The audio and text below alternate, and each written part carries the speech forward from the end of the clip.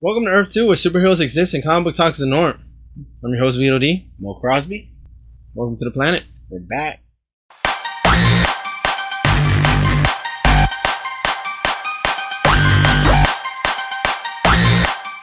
Welcome to the planet. And Earth 2 is back with another book report. Yes. Book report? Book report all day. Sounds so excited about all it. day, every day. Why? So this, pretty much what this one's gonna be is, pass it on. Yeah. It's a Lazarus contract. Out of place. Yeah. See it? Should it be The other way. Yeah. There you go. One, Yeah. two. Yeah, there you go. If you can't tell, the covers actually really do connect. We actually sat here and connected the covers. Let's see So if you guys- yeah, let's see how well we Lift can it up, do lift it it. Okay.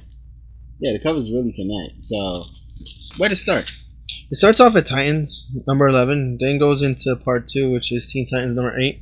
Then goes into Deathstroke number 19 and concludes in the Teen Titans special annual number 1. Yeah, it's annual. It's annual. I don't know why it had the Teen Titans special. Yeah, why? It just Threw me off. all the way off. Because remember, even when I was doing the comic book day last week, I was really confused about the name. So the Lazarus contract Yeah, what is the Lazarus contract? And isn't a continuation of the Judas contract. Right? It takes place where his son past? in the past, Yeah. before Rebirth, before New 52, Yeah. in the past, where Grant Slade's son dies. Yeah. And the whole story was that I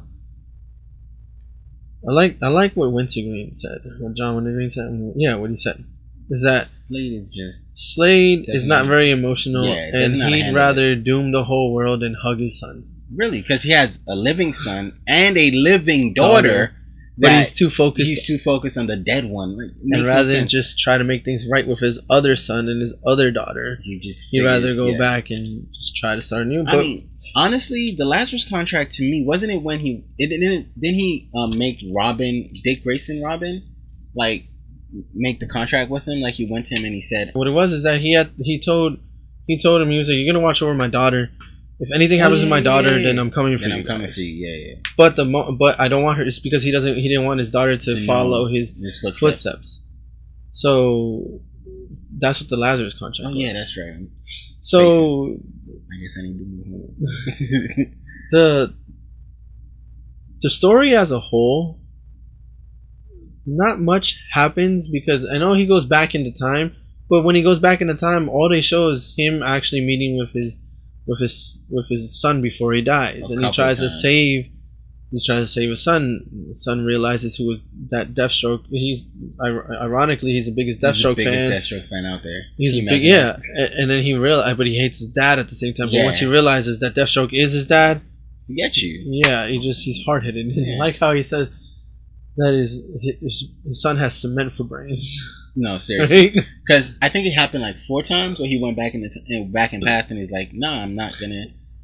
So I thought that this book was gonna touch on, like sort of like the Button, because it has to do with time travel. I couldn't help but think, okay, maybe he might bump into Dr. Manhattan, or might bump into Dr. Oz. Something's gonna happen because whenever you time travel, something bad happens, or something, or time itself changes. Something bad did happen In the long run, but I thought it was going to be something more impactful to the story and not in the aftermath. Oh, impactful to it was. Right. It was. But what I did enjoy that though. I did enjoy that there was consequences in the aftermath, because what happens usually, sometimes, maybe not a lot of comics do it, but sometimes it's you travel back in the past and the consequences don't happen till later. Yeah. This actually, at the end of the event, we saw consequences up and down the timeline.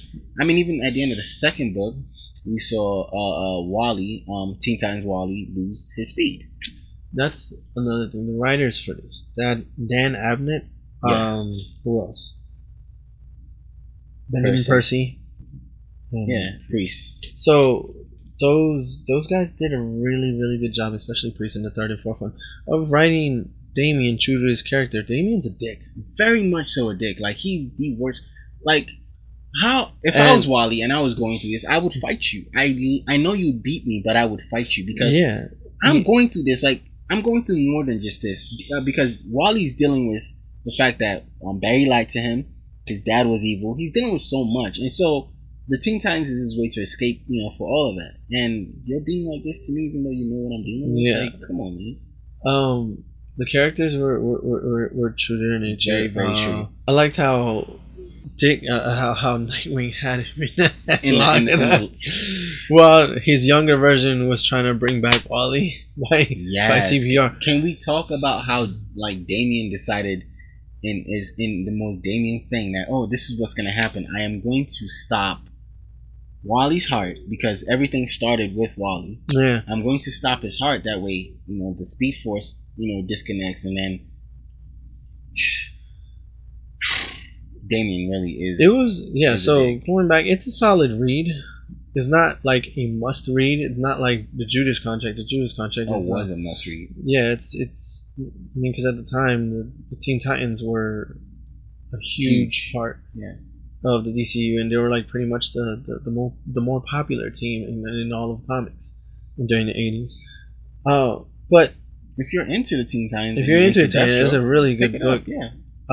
There's a lot of fallout from these stories. Like at the end, Deathstroke makes a decision. Yeah. And we'll see how that impacts everything. Definitely. Same thing with the Teen Titans. And I liked how the Teen Titans and the Titans, even though they're pretty much the same thing, they're completely different. Yeah, you saw they were different. And how they go about and their teamwork and how they're structured. There's a lot more, and again, maybe because the Titans have been together for so long because they were the original Teen Titans. Yeah. They're more cohesive as a unit. With Dick being the leader, he's not so harsh on his team. Yeah. Whereas you see the Teen Titans, current Teen Titans, and Damian being the leader and just being more he's a self-appointed leader. He's just more strict, and he's not as old. There's no room to mess up in Damian's Teen Titans. Yeah. Like I said, he's a dick.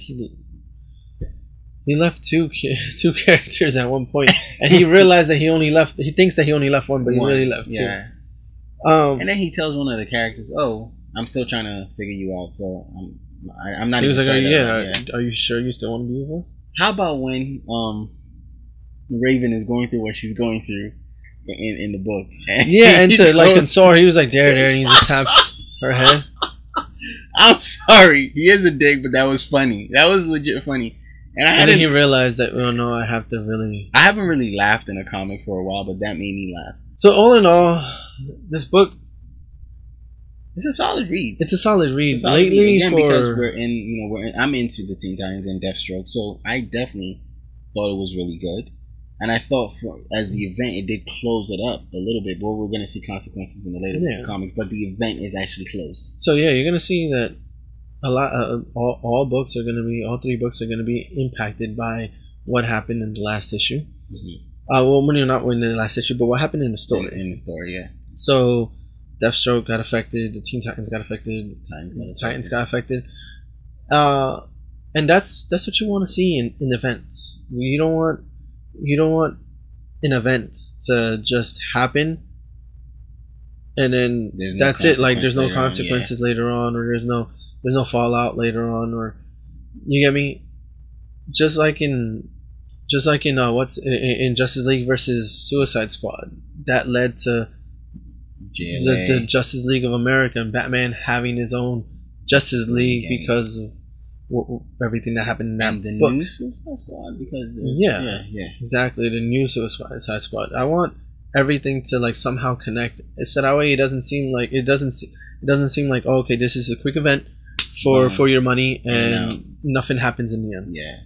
This, even though it did feel like nothing happened, a lot did happen. Definitely. In the book. Yeah. We're just not saying too much on it because we're not going to spoil it for you. We suggest that you go out and read it. It was... Yeah, we can talk about it in the podcast. Yeah, we definitely spoil it. So, speaking of which, you can listen to the podcast on SoundCloud.com, Earth2, Comic Cast, and that's with the number 2. You can also find us on social media. Twitter, Instagram, Facebook, Earth2, number 2. We're so creative over here at Earth2. Very creative, by the way. So leave a comment and let us know down below if you've read it. Have you not read it? Is this intriguing you in any way? To read it? So, you know, if you haven't already, just like and subscribe already down below. And, you know, as always, this is Vito D. Mo Crosby. Go for your long boxes.